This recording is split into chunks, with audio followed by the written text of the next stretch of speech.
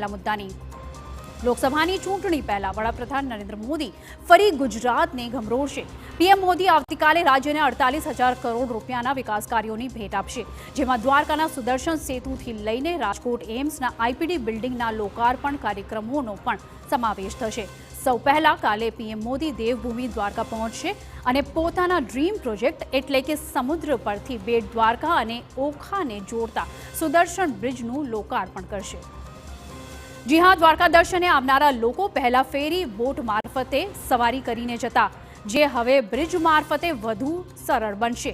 દ્વારકાના સમુદ્ર પર 900 કરોડના ખર્ચે 2320 મીટર લાંબો બ્રિજ બનીને તૈયાર છે.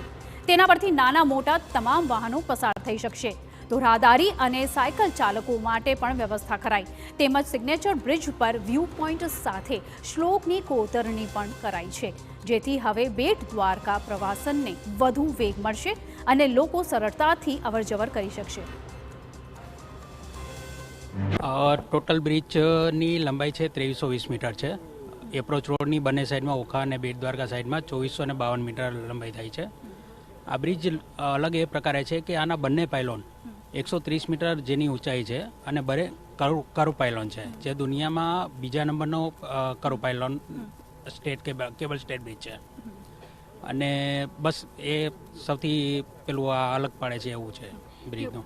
પહેલો કદાચ એવો બ્રિજ છે કે જે પાણીમાં પણ છે અને જે જમીન ઉપર પણ છે. કેબલ બ્રિજથી કનેક્ટિવિટી કરેલી છે. તો કઈ રીતે કનેક્ટિવિટી કરી છે અને જ્યારે મજબૂતાઈની વાત કરવામાં આવે કે કોઈ પણ પ્રકારની દુર્ઘટના ન થાય એની માટે શું શું ધ્યાન રાખવામાં આવ્યું છે? આપણે કોઈ પણ જાતનું ટોટલી આમાં લોડ ટેસ્ટ કરવામાં આવેલો છે, જે એમની કેપેસિટી છે એમના કરતાં 75%